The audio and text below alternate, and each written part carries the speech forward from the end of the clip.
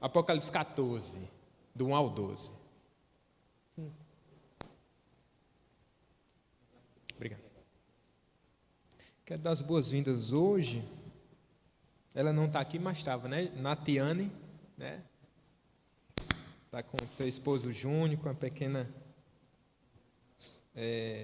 Elisa, né? Graças a Deus pela vida dos irmãos. Tem mais alguém na igreja que não vinha há muito tempo? Não. Júnior vem sempre, mas a Natiane tem mais dificuldade, né? Por causa da criança. Pessoal, a referência está aí.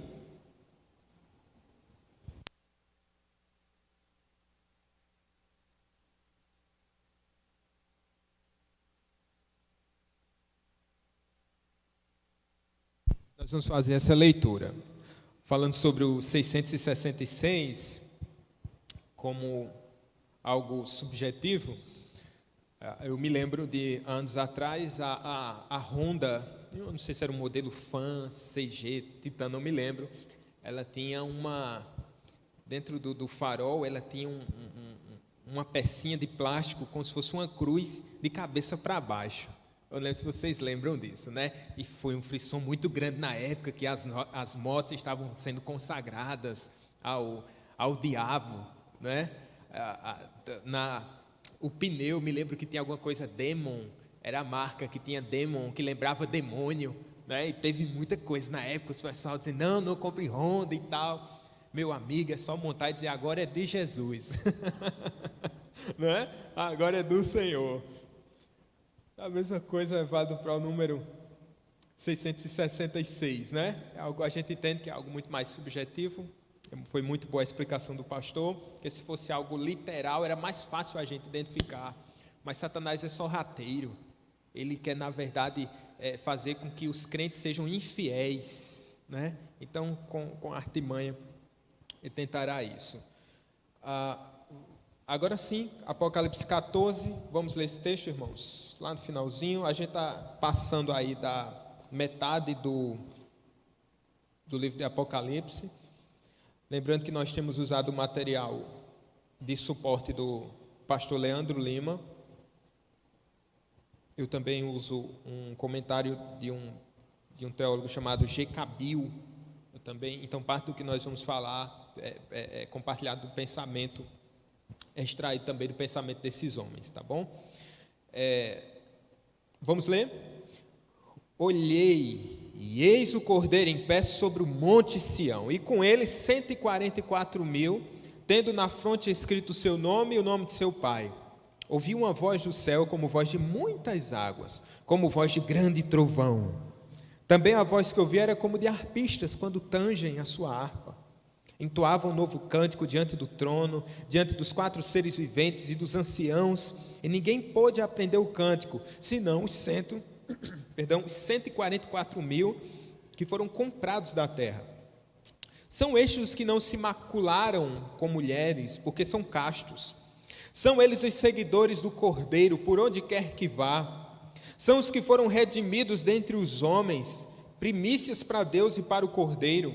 E não se achou mentira na sua boca, não tem mácula. Vi outro anjo voando pelo meio do céu, tendo o evangelho eterno para pregar aos que se assentam sobre a terra, e cada nação e tribo e língua e povo, dizendo em grande voz, temei a Deus e dá-lhe glória, pois é chegada a hora do seu juízo, e adorai aquele que fez o céu e a terra, e o mar, e as fontes das águas. Seguiu-se outro anjo, o segundo, dizendo, caiu a grande Babilônia, que tem dado a beber a todas as nações do vinho, da fúria, da sua prostituição. Seguiu-se a estes outro anjo, o terceiro, dizendo em grande voz, se alguém adora a besta e a sua imagem, e recebe a sua marca na fronte ou sobre a mão, também esse beberá do vinho da cólera de Deus, preparado, sem mistura, do cálice da sua ira. Será atormentado com fogo e enxofre diante dos santos anjos e na presença do Cordeiro.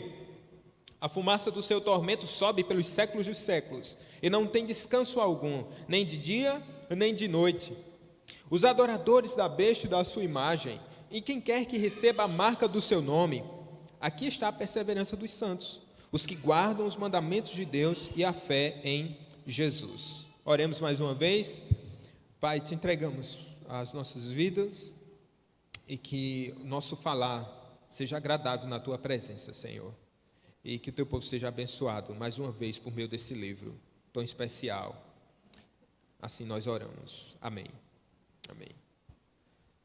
Você já deve ter decorado, entendido que o livro de Apocalipse é um livro cíclico, onde a mesma história ela é repetida 7 vezes, e cada vez que essa história é repetida, o autor traz um detalhe a mais, uma riqueza maior, completando assim essa história até a consumação.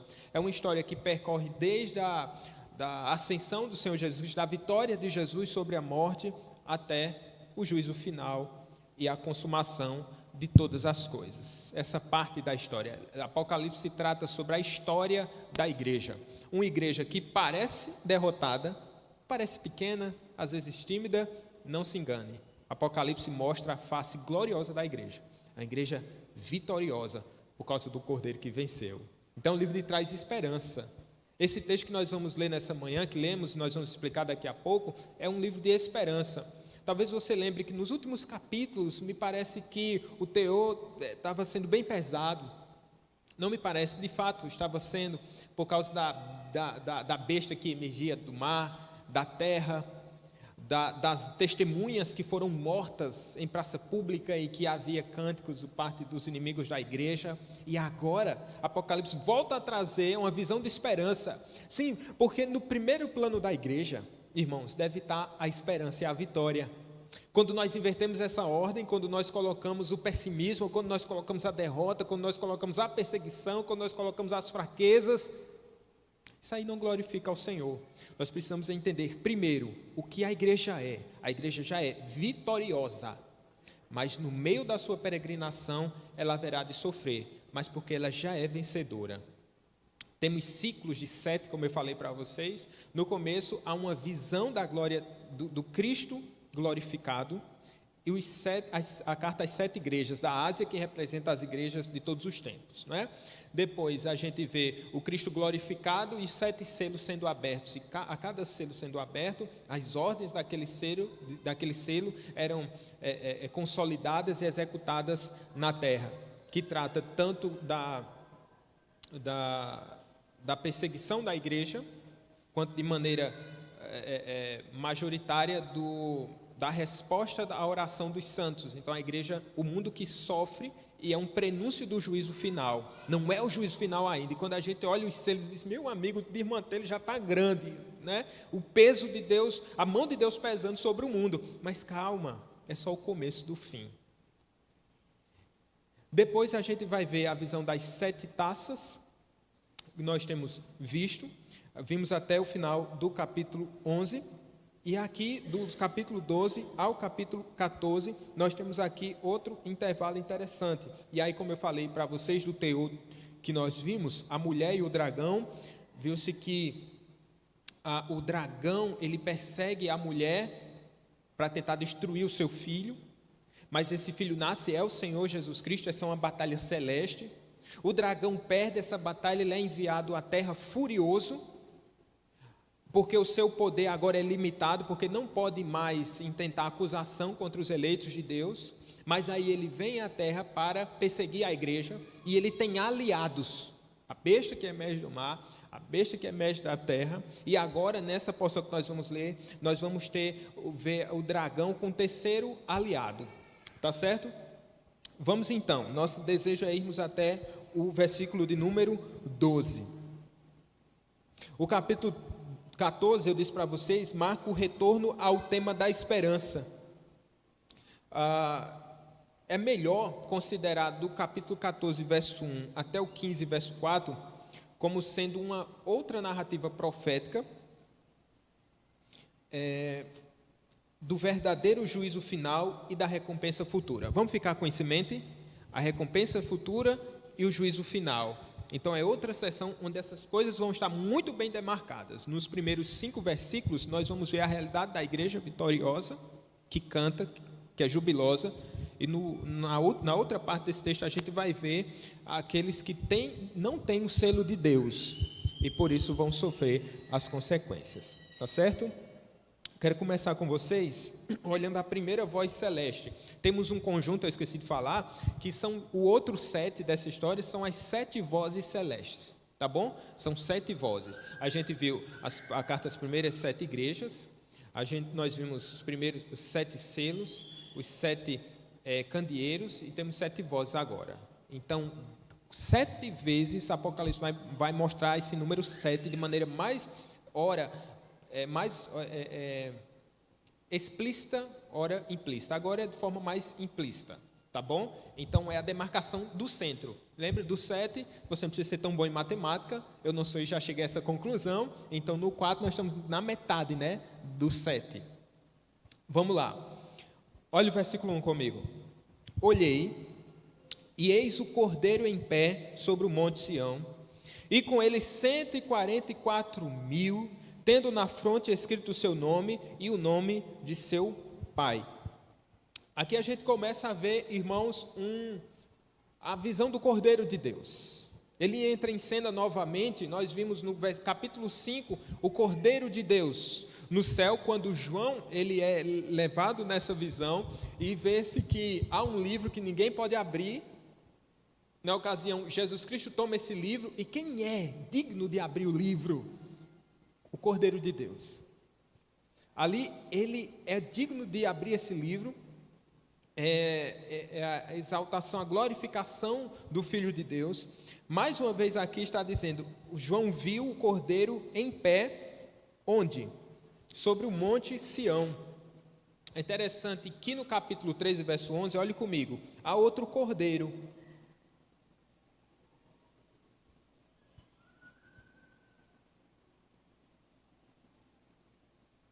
Verso 11,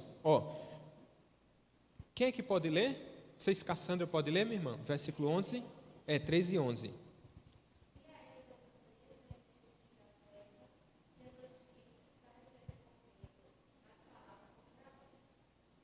Pronto. Era o quê? Parecendo cordeiro, mas falava como dragão. A segunda besta, a primeira besta, ela diz respeito ao sistema secular, que envolve a política, que envolve a economia, não é? A própria cultura. E a segunda besta, ela diz respeito à falsa religião. E aqui é um cordeiro, parece um cordeiro, mas a falsa religião apregoa um falso cordeiro, mas ele vai revelar a identidade mentirosa, mas ele falava como dragão. No capítulo 14 há um contraste aqui. Quem fala é o próprio Cordeiro de Deus. Não é como um cordeiro, eis o Cordeiro de Deus. É esse, o Cordeiro de Deus. Eu não sei no original, me perdoem, mas, se bem que todo o texto grego, ele é em letras maiúsculas, mas aqui olhe como a revista atualizada colocou o cordeiro. No capítulo 13 tem um C minúsculo, né, o cordeiro minúsculo, e no capítulo 14 já é um cordeiro com C maiúsculo, mostrando assim que é o original, viu? Esse aqui você não se engana não, esse é o cordeiro original, esse que pagou alto preço por nós, é Jesus Cristo, tá certo?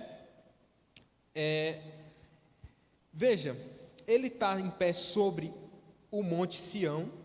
O monte Sião na Bíblia é uma expressão muito rica de significado, porque pode significar o templo, ora significa a cidade, pode significar o próprio povo de Deus. E aqui, nesse particular, Sião, ela se refere à cidade eterna de Deus, sobre a qual Deus reinará no final da história. Essa é a cidade eterna, é a Sião já glorificada. Essa é a Sião glorificada. Depois, esse texto vai falar no número 144.000. Podemos entender como número literal? Não é muito bom entendermos assim, não é? Não é muito bom entendermos assim nos assemelhamos aos testemunhos de Jeová, né?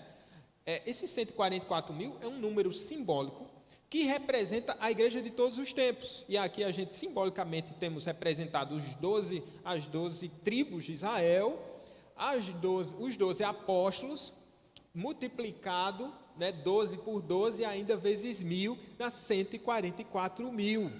Se eu estiver errado, vocês me corrigem depois, os bons de matemática. Mas o ponto é que é simbólico, mostrando, é uma representatividade da igreja no Antigo Testamento, no Novo Testamento e de todos os tempos. Ou seja, você tem uma vaguinha aqui entre 144.000, viu?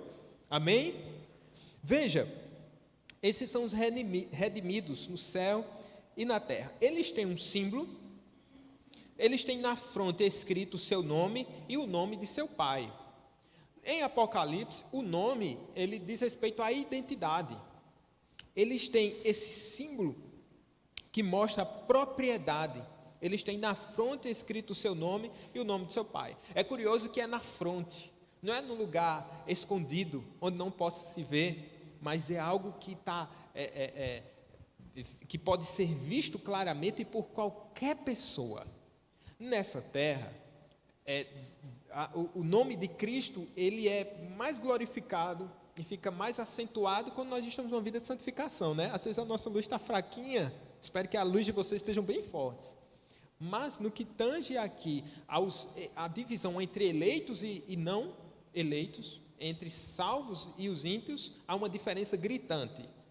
Spurgeon, ele vai dizer que na eternidade todo mundo vai ter uma marca na sua fronte, para sempre. De modo que todos os homens, eles têm uma marca, e a partir da marca que eles têm, ele vai se mostrar quem eles adoram, quem é o seu Deus. Quem tem a marca do Espírito Santo, do Deus Trino, serve ao Deus Todo-Poderoso. Aqueles que têm a marca da besta, servem a este mundo mau. Esses têm marcas na sua fronte. O texto vai nos dizer, todos têm as duas marcas. Vocês já viram, os incrédulos têm o nome da besta? O pastor Flauber acabou nos explicando novamente aqui.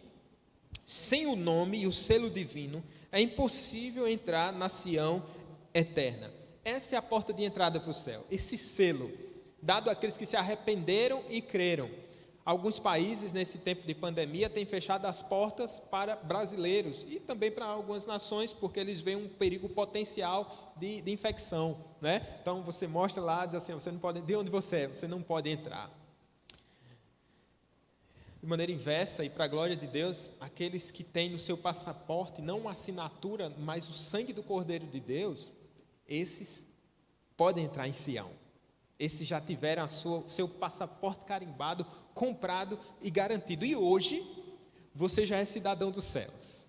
E hoje nós já usufruímos dessa glória eterna. Mas isso será consumado.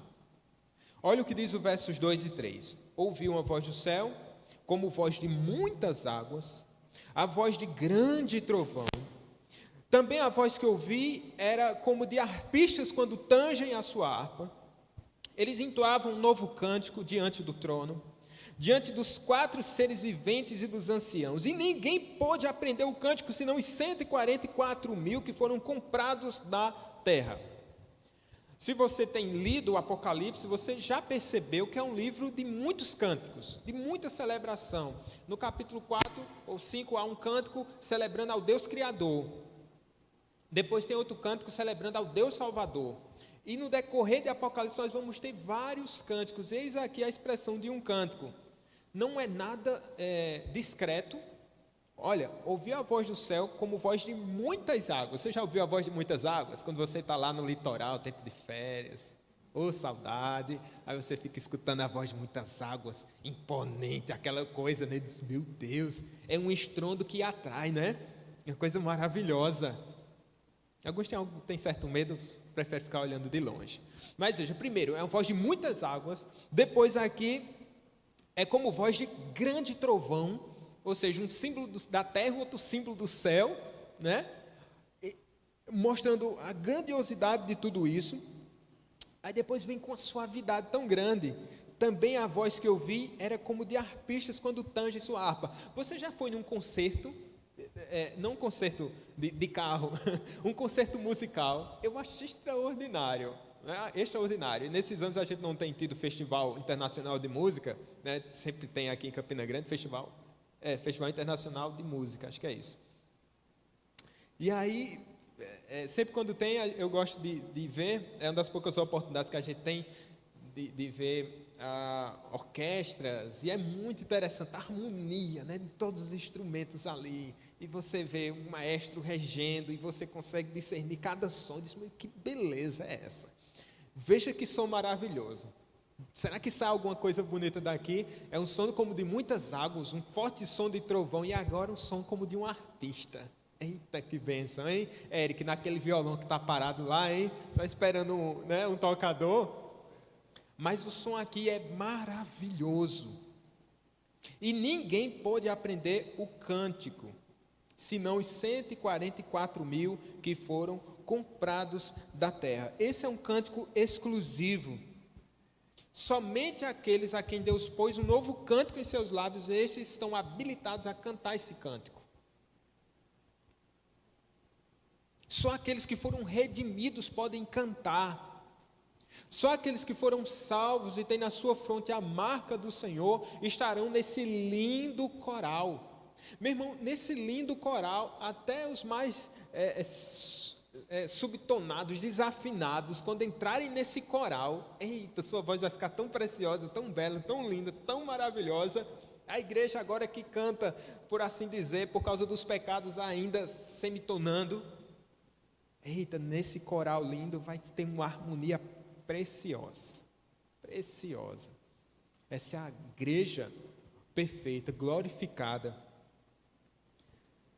A igreja canta o prelúdio do céu, e a igreja estará cantando na consumação de todas as coisas.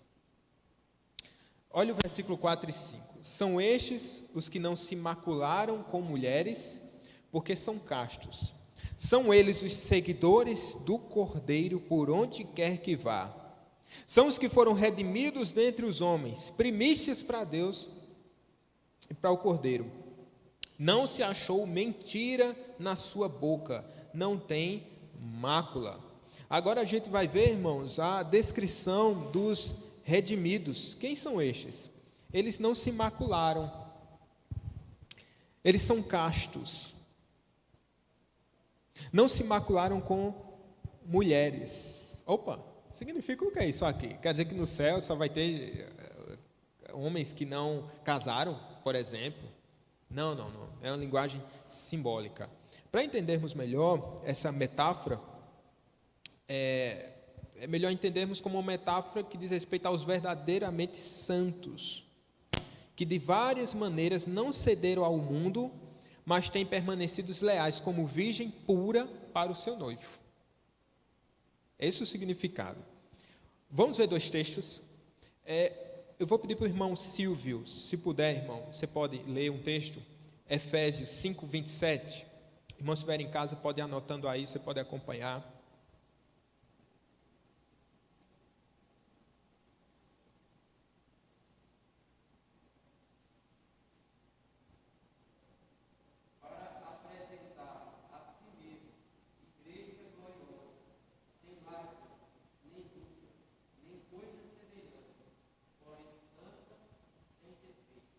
Sem mácula, olha a expressão aqui, sem mácula, é a igreja que deve se apresentar diante de Deus sem mácula, sem defeito. No 2 Coríntios 11, 2, eu quero que vocês abram nesse texto, ele é importante, eu penso até que ele é até mais claro para nós entendermos isso. 2 Coríntios capítulo 11, versículo 2.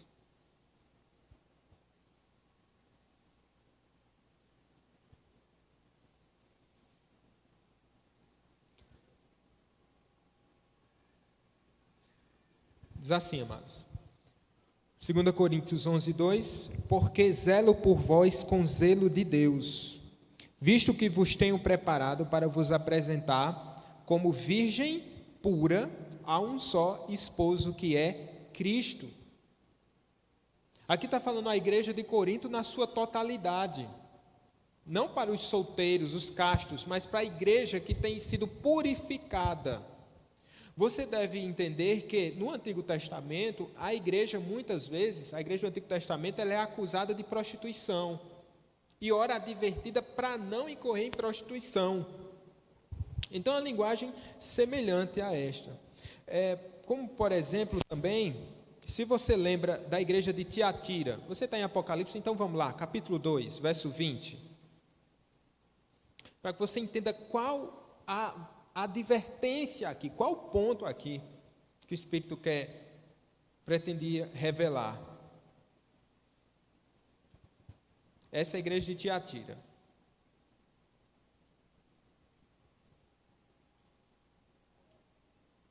Podemos ler esse texto juntos? Amém? Como diz? Tenho.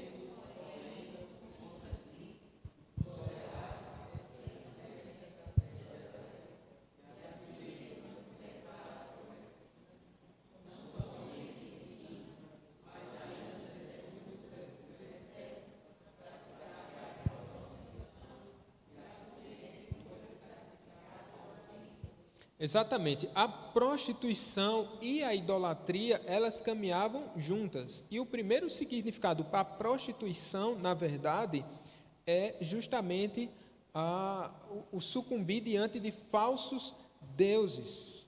É de idolatrar a própria figura do imperador. Então é uma palavra de exortação. Lembre-se que Apocalipse é uma palavra de exortação à igreja, mostrando que você não deve se prostituir, se dobrando perante falsos deuses. Por quê? Porque essa igreja deve ser guardada, aqueles que têm a marca do Senhor, os que têm a marca do Deus Trino, são estes que não se macularam com mulheres, porque eles se santificaram. E aqui ele vai dizer que eles se identificam com Cristo e não com o mundo. Olha o que diz o versículo 4 ainda, parte B. São eles, veja que é a identidade dos redimidos, né? Quem são eles? Os seguidores do Cordeiro, por onde quer que vá. Ou seja, são discípulos do Senhor. E aqui nós podemos pensar que há dois aspectos aqui do discipulado. Esse aqui, o primeiro aspecto desse discipulado, diz respeito àqueles que não se prostituem com o mundo, aqueles que abrem mão do mundanismo. E o segundo aspecto do discipulado é aqueles que seguem o Cordeiro de Deus. Há pessoas que, de certa maneira, tentam se afastar da corrupção do mundo. Uma religião mais rigorosa, uma religião ascética, ela tem essa característica de se afastar das coisas do mundo. E não pense que se restringe só ao cristianismo. Há muitas religiões, de outros segmentos, que eles têm o mundo como algo sujo. Isso vem até de uma corrente religiosa grega, que diz que a matéria é má, mas o espírito é bom. Então, com esse pensamento, eles, tudo que diz respeito ao mundo, eles acabam se afastando, desde que isso é uma religiosidade fútil, pagã. O verdadeiro discipulado é aquele que nega o mundo e segue a Cristo. É aquele que segue ao Cordeiro de Deus. E aqui é a marca da igreja. Eles são reconhecidos porque seguem o Cordeiro de Deus. Seguem por onde? Seguem através dos seus sofrimentos. Porque são vitoriosos. Eles seguem o caminho do Senhor Jesus Cristo. E o que foi que Jesus Cristo fez? Foi aquele que enfrentou o mundo, não se afastou do mundo, mas entrou com a nossa pele, com o nosso corpo nesse mundo, sofreu nesse mundo e foi vitorioso. O caminho do discipulado é aquele caminho que segue o Senhor Jesus Cristo, e aqui não durante um tempo só, e não por um determinado caminho, como muitas vezes nós negociamos, talvez alguém que seja mais jovem, estou falando para vocês, viu? Alguém mais jovem diz assim: eu vou deixar para servir a Jesus mais tarde. Aí ele, vai fazer tudo que não deve fazer, é um filho pródigo, Mas aqui é algo inegociável, sem férias. São eles os seguidores do Cordeiro por onde quer que vá. É uma identidade cristã em todo e qualquer ambiente.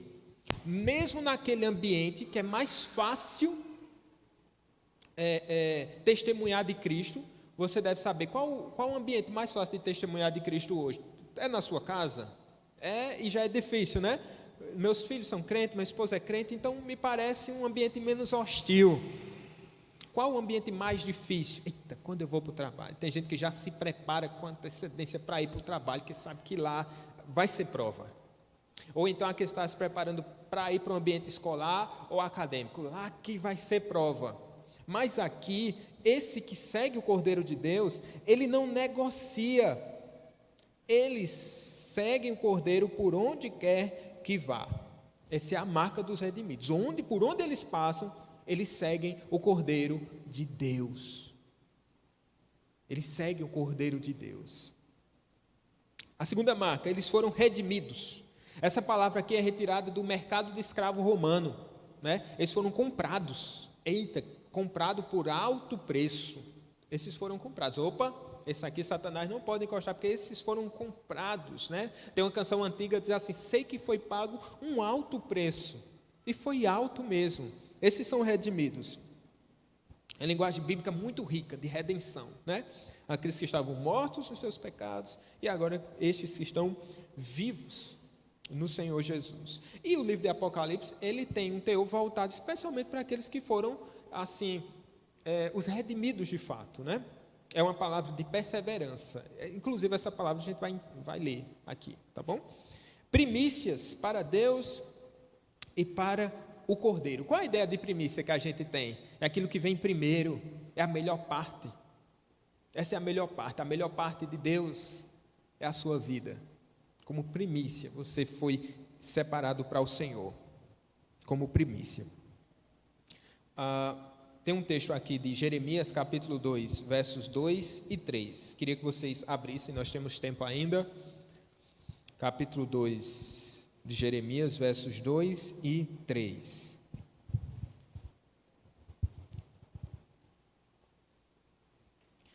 Jeremias, capítulo 2, versículos 2 e 3. Diz assim: vai e clama aos ouvidos de Jerusalém.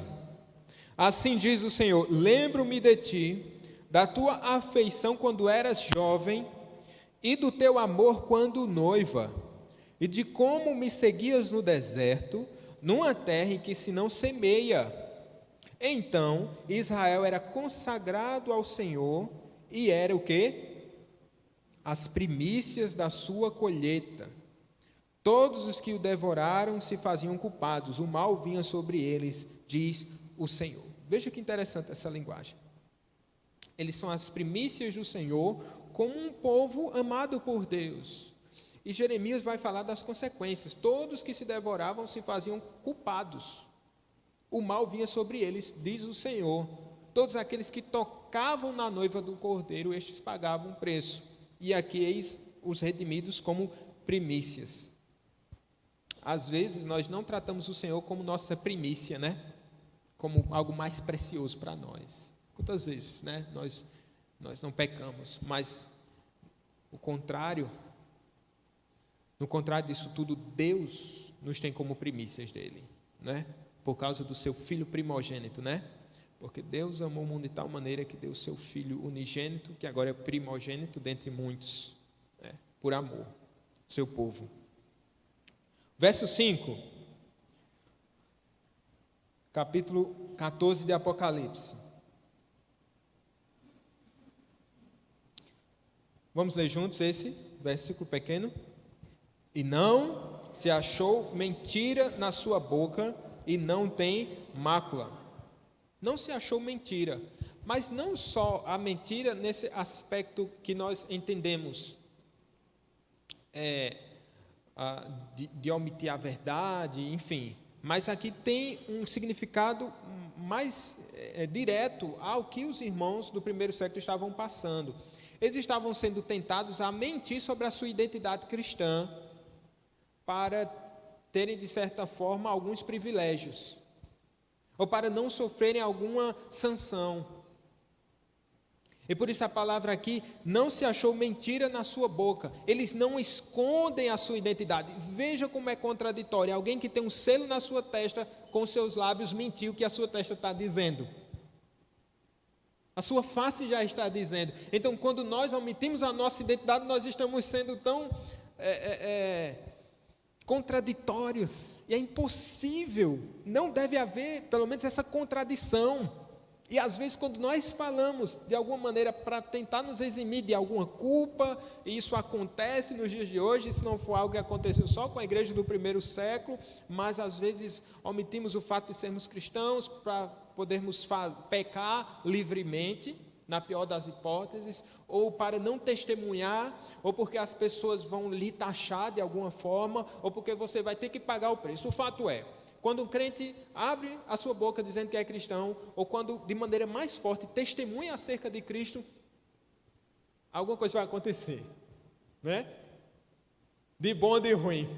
De bom, o nome de Deus vai ser glorificado. De ruim é porque você pode sofrer.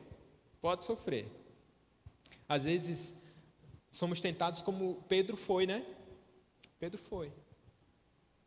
Quando negou a sua identidade. Alguém dizia para ele, mas até a forma que você fala te denuncia.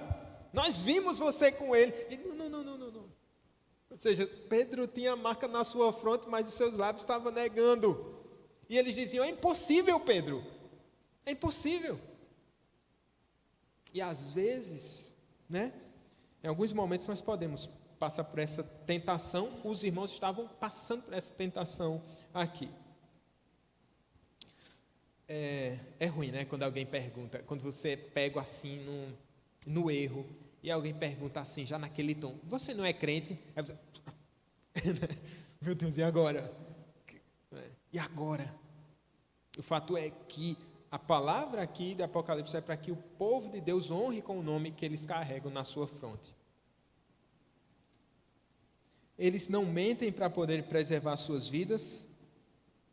Sobre Jesus, lá em Isaías, diz o quê? Que dolo nenhum se achou aonde? Em sua boca. Não se encontrou mentira em Jesus Cristo, mas somente a verdade, porque Ele mesmo era a própria verdade. No capítulo 13, é um capítulo cheio de mentira. Não que a palavra de Deus minta, mas porque ele está falando da falsa religião. Lembra que eu falei ainda agora? Parece com um cordeiro, mas a voz... Ei, fala aí de novo. Não. As ovelhas conhecem a voz do seu pastor. E aquela voz não era a voz de cordeiro, não, né? Aqui, eles vão dizer, no capítulo 13, tem tanta mentira anunciada pelo falso profeta em favor da besta, e os verdadeiros santos sobrevivem por causa de seu apego à verdade. Nós sobrevivemos por causa do nosso apego à verdade que é o próprio Cristo, a verdade que é a Escritura Sagrada. Ele vai usar de novo a palavra mácula. Não ter mácula significa um sacrifício, essa é a linguagem do Antigo Testamento, de um animal sem defeito. Não possui qualquer deficiência capaz de invalidar o sacrifício. Essa é a marca dos redimidos aqui. Agora vamos passar para o anúncio dos 3 anjos.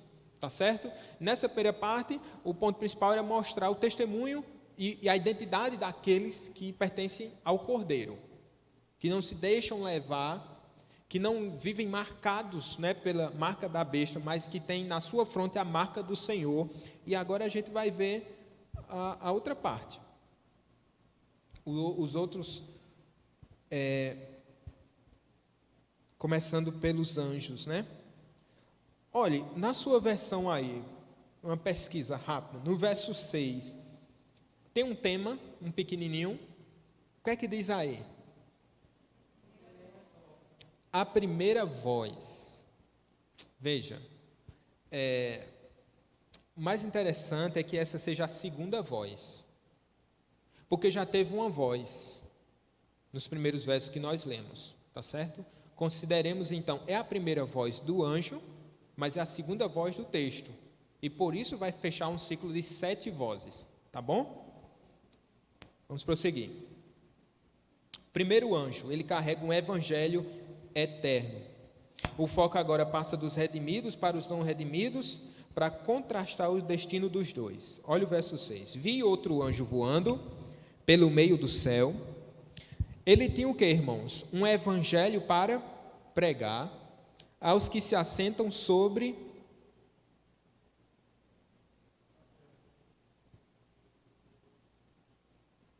a terra, obrigado, e a cada nação e tribo e língua e povo, tá bom? O anjo aqui não é identificado, mas a identidade dele é o que menos importa. E aqui diz que ele tem um evangelho eterno, o evangelho eterno. Mas notem que é um evangelho que traz um anúncio de juízo. Ué, mas a boa nova, olha, o evangelho, eu já disse o significado, não é a boa nova? E como é que a boa nova traz o anúncio de juízo? Aí eu pergunto a vocês, o evangelho tem uma má notícia também? Ou é só a boa nova? Começa com a má. Exato, é uma má notícia. Porque começa do ponto que nós estamos condenados, né? Por isso que se a gente chega para alguém e diz assim, olha, seja salvo, creia e seja salvo. Ele vai dizer, salvo de quê? Obrigado, mas eu estou bem. Aí, o ponto é, o sacrifício de Jesus só faz sentido, por quê? Porque ele veio comprar. Porque ele veio redimir os que estavam perdidos. Aqui, por isso, é um anúncio de juízo. O mesmo evangelho que traz consigo terríveis consequências, traz boas novas, mas traz terríveis consequências se for rejeitado. Romanos vai dizer que Deus está irado, né? Essa é a mensagem do evangelho. Romanos 1,17, deixa eu ler para vocês.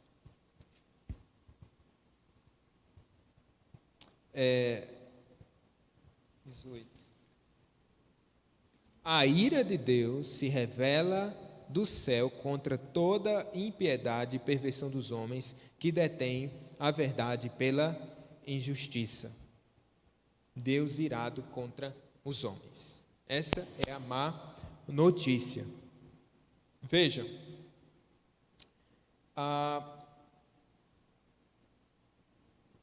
o mesmo padrão segue de Apocalipse capítulo 13 e 14, e aqui eu quero mostrar um texto para vocês, no capítulo 24 de Mateus. Vamos lá, Mateus 24, versículos 11 a 14.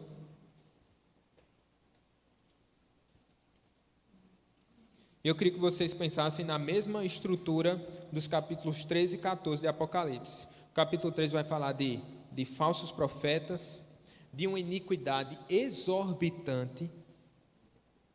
Aí no capítulo 14 vai falar da perseverança dos santos e a pregação do Evangelho. A gente está falando sobre a pregação do Evangelho aqui, né? Veja o capítulo 24, versos do 11 ao 14. Segue-se a mesma estrutura. Levantar-se-ão que muitos falsos profetas e enganarão a muitos. Veja, capítulo 13 de Apocalipse trata sobre isso, né?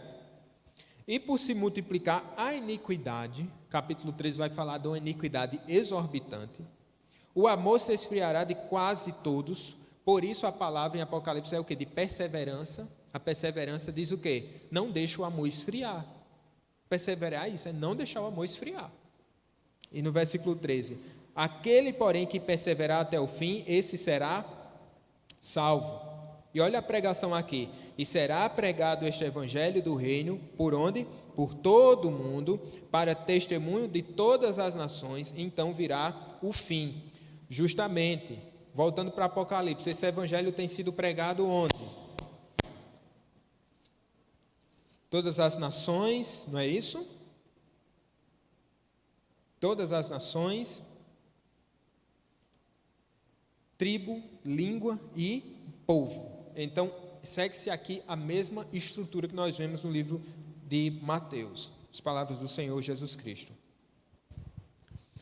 Aqui, há uma garantia de que esses que ouvirão serão salvos? Não é essa garantia. Isso aqui é o início do juízo final. O que não implica dizer necessariamente que estes serão salvos. Até uma expressão aqui que deixa isso mais claro, é uma marca do próprio texto, os que se assentam sobre a terra. Preste atenção nisso. Via de regra, todas as vezes que aparece essa expressão aqui, aqueles que se assentam sobre a terra, está falando dos perdidos. Todas as vezes que você vê essa expressão em Apocalipse, ela diz respeito aos não crentes, aqueles que estão destinados à morte mesmo. Então, o que implica dizer aqui, podemos deduzir que essa palavra, esse evangelho, vai ser recebido não com empatia, não com simpatia por parte dos ouvintes. Por quê? Quem é que recebe essa palavra? Aqueles que foram marcados. Eles são salvos e marcados, não é? Estes aqui são aqueles que estão perdidos mesmo. Então, essa é uma terrível e tenebrosa notícia. Mas o que é que eles vão dizer?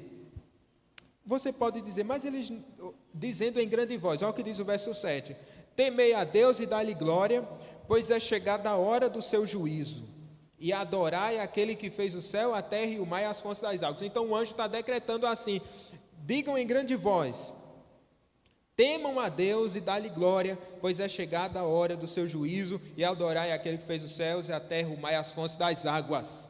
Em Romanos vai dizer que todo joelho se dobrará e toda língua confessará que Jesus Cristo é o Senhor. Contudo, Romanos não está dizendo que todos vão se converter, mas todos terão que reconhecer. Graças a Deus por aqueles que reconhecem hoje o senhorio de Cristo, e para a gente não há dificuldade nenhuma, né? Diga que Jesus Cristo é o Senhor. Isso é o meu prazer, eu sei disso. Ele é o Senhor da minha vida. Todo joelho se dobrará, o meu já se dobrou. A igreja do Catolé já se dobrou perante esse Deus. A gente não precisa ser coagido, nós não precisamos ser intimidados a isso.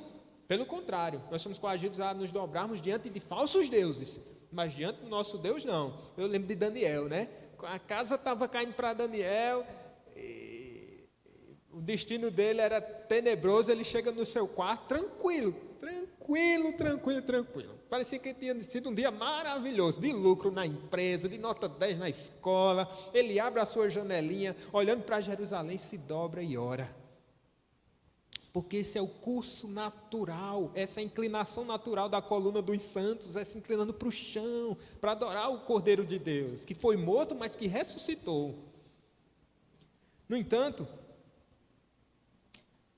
os não salvos, eles um dia terão que se prostrar diante do Senhor para reconhecer que só há um sobre os céus e sobre a terra. É chegada a hora do seu juízo, diz aqui. Temam, dá-lhe glória, pois chegou a hora do juízo de Deus. É apenas quando é chegada a hora do seu juízo que aqueles que até o momento não se moveram do seu espírito rebelde serão obrigados a confessar que Deus é o seu juiz soberano. Vamos seguir. Verso 7, dizendo em grande voz, temam a Deus, dê-lhe glória, é chegada a hora do seu juízo, adorai aquele que fez os céus, a terra, o mar e as fontes das águas. Perceba aqui que o apelo, o que é usado contra os ímpios, não é primeiramente o evangelho. O que é usado contra eles? A criação. Por quê? Exato. Veja, essa é a Bíblia para os ímpios. É a criação. É a criação. Os que se rebelam contra Deus, eles não leram a criação, eles caminharam em cima dela. Porque para você ler, você precisa colocar o seu olhar em algum canto e contemplar, né? Mas o chão que eles pisaram era a Bíblia dos ímpios. E por isso eles são pegos aqui na sua condenação. A primeira coisa que os condena justamente é a própria, a começar, é a criação. O Salmo vai dizer, os céus declaram a glória de Deus e o firmamento anuncia as obras de quem? Das suas mãos. Esse é o evangelho dos perdidos. Adore aquele que fez os céus e a terra. Adorem aquele que vocês se negaram a adorar, mesmo sabendo, porque Deus gravou isso no coração do homem, mas vocês se rebelaram, não é? Ou seja, a impiedade é um exercício de contrário à própria natureza original do homem, que Deus colocou a eternidade no coração do homem. Todos os nossos DNAs aqui são diferentes. Os bilhões de pessoas, todo mundo tem um DNA diferente, mas todos nós temos algo em comum, uma sementinha que Deus colocou em cada um. Cada série, cada linha de produção tem algo que identifica. Como criatura de Deus, Ele pôs a eternidade no coração do homem. E negar a Deus é obscurecer aquilo que é latente no seu coração, dentro de você. Mas não é inescapável isso, né? O Evangelho revela o pecado dos homens, isso diz Leandro Lima, acusa-os e chama-os ao arrependimento. Com isso, no entanto, não existe base para dizer que todos, como eu falei para vocês, se arrependerão. Como prega o universalismo, né? Diz que todos serão salvos. No final das contas, todo mundo vai ser salvo. Vamos ver o segundo anjo. Anúncio da queda de Babilônia. Seguiu-se, estou lendo aqui o verso 8. Seguiu-se o outro anjo, o segundo, dizendo: caiu a grande Babilônia, que tem dado a beber a todas as nações do vinho da fúria da sua prostituição. Babilônia aqui é um tema antecipado do que vai ser destacado nos capítulos 17 e 18. E ali vai mostrar a grandeza da Babilônia, vai mostrar a corrupção da Babilônia. A figura da Babilônia na Bíblia é a figura de uma prostituta. Lembra como faz sentido? Porque diz assim que os redimidos eles são o quê? Puros e castos, não é? Mas vai dizer que Babilônia é o quê? Babilônia é uma prostituta, a qual embriaga os homens e mata os santos. Ela representa o mundo em total inimizade contra Deus e seu povo. E Roma simbolizava muito bem isso. Mas não somente Roma, mas a nossa cultura no século 21.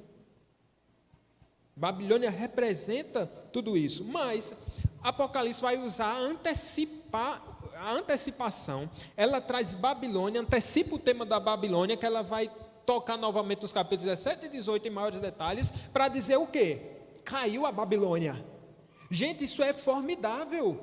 É formidável. Quando ela vai falar da Babilônia, ela não vai falar da maldade da Babilônia, ela não vai falar do poderio da Babilônia, ela não vai falar do que a Babilônia faz aos santos. A primeira expressão sobre a Babilônia é: caiu a Babilônia. Eu fico a pensar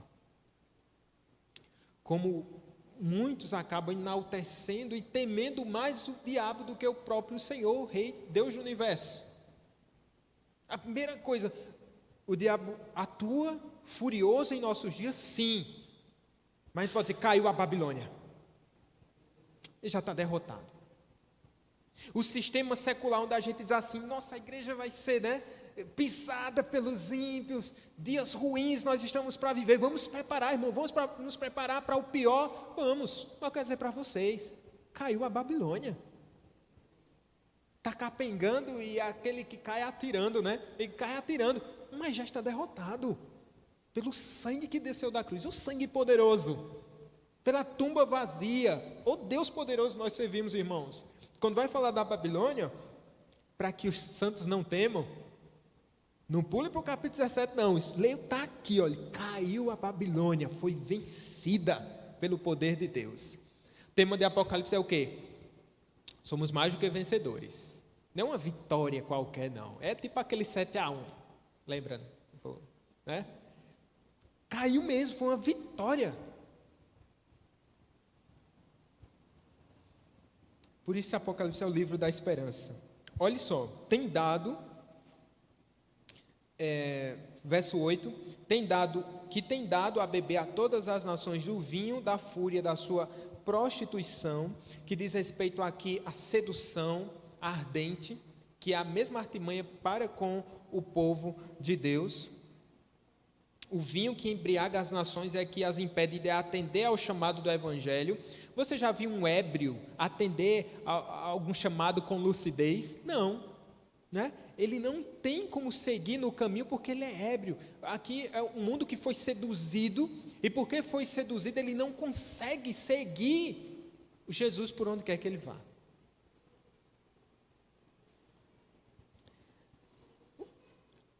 Mesmo após a queda de Roma, nós podemos ver aqui que tem três grandes instrumentos aqui de Satanás. Lembra que ele tem aliados quando ele veio à Terra? As bestas, né? As duas bestas. E agora ele tem um terceiro aliado, que é a Babilônia. As suas principais armas: a primeira besta, que é o seu poder militar e econômico; segunda besta, a religião falsa; e agora o poder de Babilônia, que é o dos prazeres ilícitos que embriagam os homens e os impede de seguir o Cordeiro de Deus. Vamos seguir aqui, deixa eu ver, tem um texto. Isaías 21, 9. Temos um tempinho ainda, irmãos, vamos ver. Isaías 21, 9. Quero gastar esses últimos minutos. Isaías 21, 9.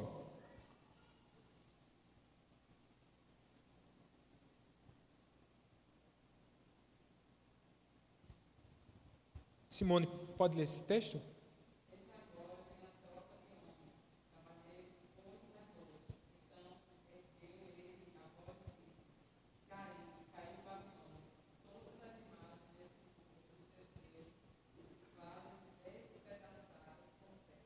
Caiu a Babilônia, já pronunciado em Isaías. Eu vou ler Jeremias 51, 7 e 8. Esse texto manda o povo de Deus abandonar a Babilônia antes da sua destruição. Corra, porque tudo vai cair. Diz assim, 51 de Jeremias. A Babilônia era um copo de ouro na mão do Senhor, o qual embriagava toda a terra do seu vinho. Do seu vinho beberam as nações, por isso enlouqueceram. Repentinamente caiu Babilônia e ficou arruinada. Lamentai por ela, tomai bálsamo para a sua ferida, porventura sarará. Porventura sarará. Veja, ela ficou enlouquecida. Esse é o poder de Babilônia no mundo. Vamos para o terceiro anjo, o último que a gente fica por aqui. O anúncio do juízo final é como se fosse uma continuidade desse primeiro anúncio do primeiro anjo. E o segundo anjo, né? Que é a quarta voz. O terceiro anjo é a quarta voz.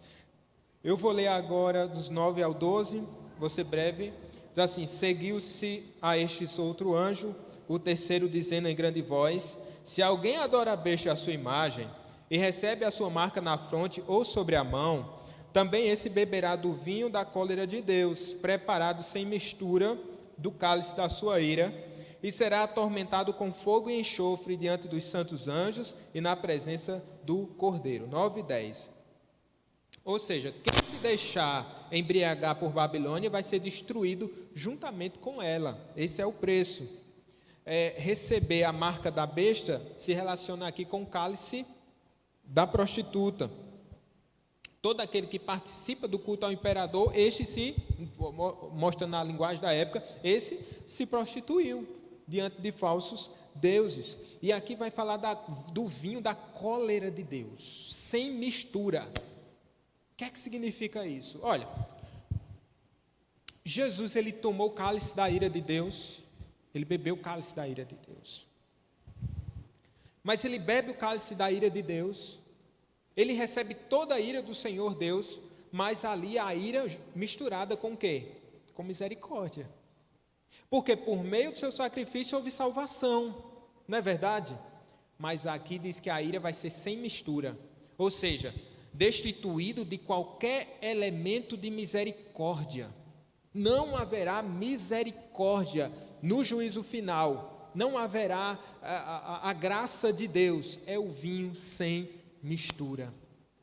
Aqueles que se prostituíam, se embriagavam com o vinho de Babilônia, misturavam o seu vinho, agora terão que tomar um vinho sem mistura, da condenação, uma ira pura, sem elementos misericordiosos. Atormentados com o quê? Com fogo e enxofre. Não precisa ser um erudito, um cientista da NASA, para você entender que quando a Bíblia fala de fogo e enxofre, é fogo e enxofre. E a coisa é tenebrosa aqui. Mesmo sendo uma linguagem simbólica, aponta para um juízo terrível. Fogo e enxofre. Tudo aquilo que era juízo temporário, até agora, quando a gente vê, por exemplo, a quinta trombeta sendo tocada, na sexta trombeta a gente vê fogo e enxofre, mas ainda é um prenúncio do fim. Tudo aquilo que apontava simbolicamente, agora encontra o seu apogeu, o seu ápice. Todos os ímpios agora sendo condenados. Diante de quem? Dos santos anjos e do Cordeiro. O que traz a ideia aqui de tribunal. É um tribunal. Existam diante dos santos anjos e do Cordeiro. Triste, né? Porque se hoje nós somos condenados por Satanás, nós estamos sendo condenados diante do Cordeiro de Deus. Ele diz, opa, esse é meu. Se sofremos, estamos sofrendo diante do Cordeiro de Deus. A misericórdia.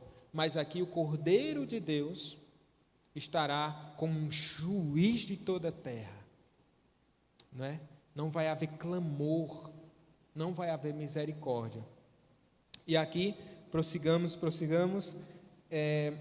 A fumaça do seu tormento, diz no verso 11, sobe pelos séculos dos séculos e não tem descanso algum, nem de dia nem de noite. Adoradores da besta e da sua imagem, quem quer que receba a marca do seu nome. Veja, o caráter, eu só quero destacar aqui, esse é um caráter eterno, porque diz assim, a fumaça do seu tormento sobe pelo quê? Pelos séculos dos séculos. Alguns apregoam o fato disso, uma teologia chamada aniquilacionismo. Os testemunhos de Jeová e alguns cristãos, eles têm esse pensamento. Eu ouvi falar nesses dias, eu não li, mas o John Stott, né, ele tem um entendimento sobre aniquilacionismo. Mas o que é aniquilacionismo? Os salvos desfrutarão da glória eterna e os ímpios serão fulminados, deixarão de existir. Então, a penalidade será deixar de existir. É difícil chegar a essa interpretação aqui, né? Porque diz que essa fumaça da ira de Deus, ela sobe, não é? A fumaça do seu tormento sobe pelos séculos dos séculos. E quando a Bíblia diz séculos dos séculos, está falando, obviamente, por toda a eternidade.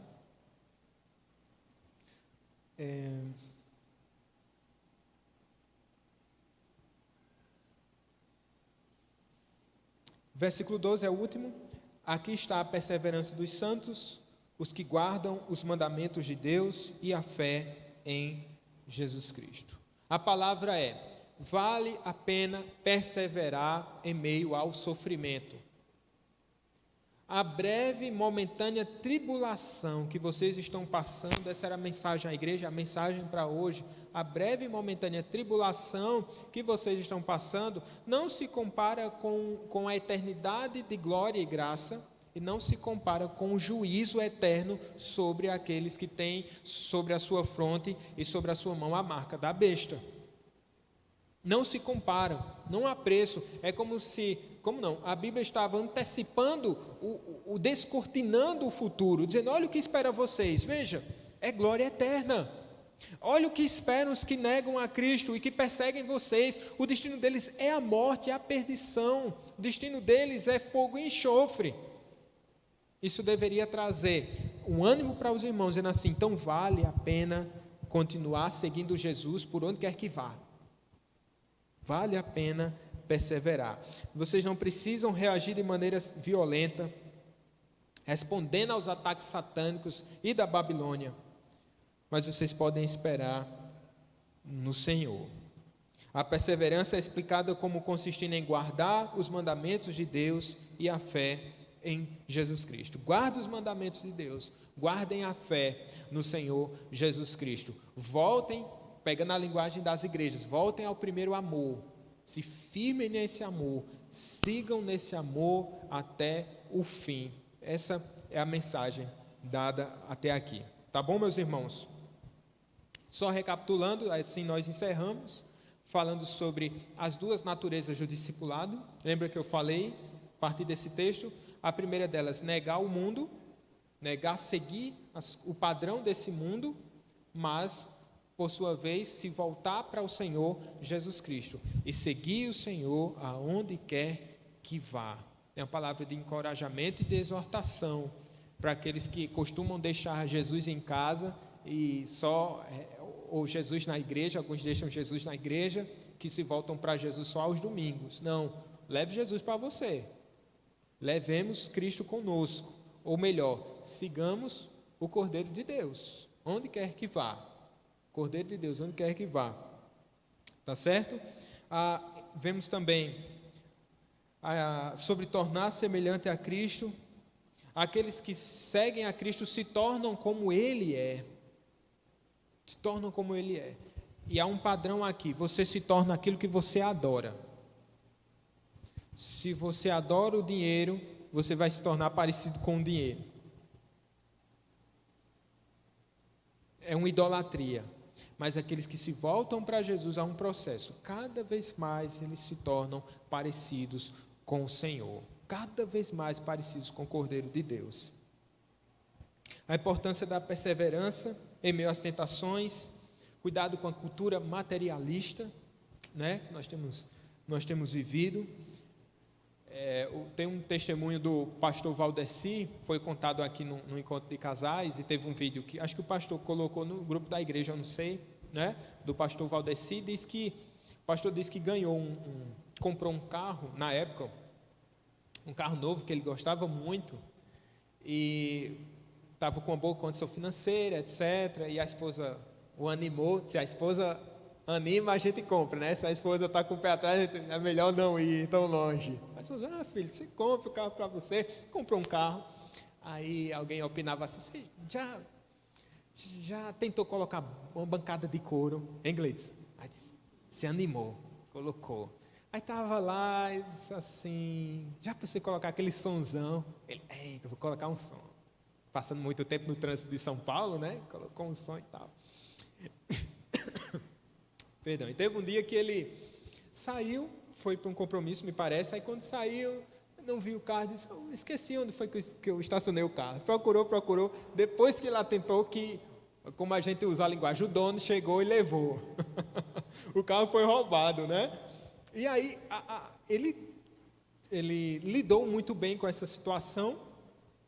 E anos depois, os filhos, na época me parece que eram pequenos, e anos depois os filhos falaram como o testemunho foi marcante, a forma como ele reagiu a essa perda na vida dele, né? Isso mostra o quê? Um coração que não era materialista. Isso não implica dizer que você, não estou desejando que o carro da gente seja roubado. Ô Eric, dá uma olhada se meu carro está aí. Estou brincando. Mas o fato de dizer assim, o meu coração não está nisso. Tendo prejuízos ou ganhos, a gente continua vivendo, porque o Senhor é o nosso Deus, né?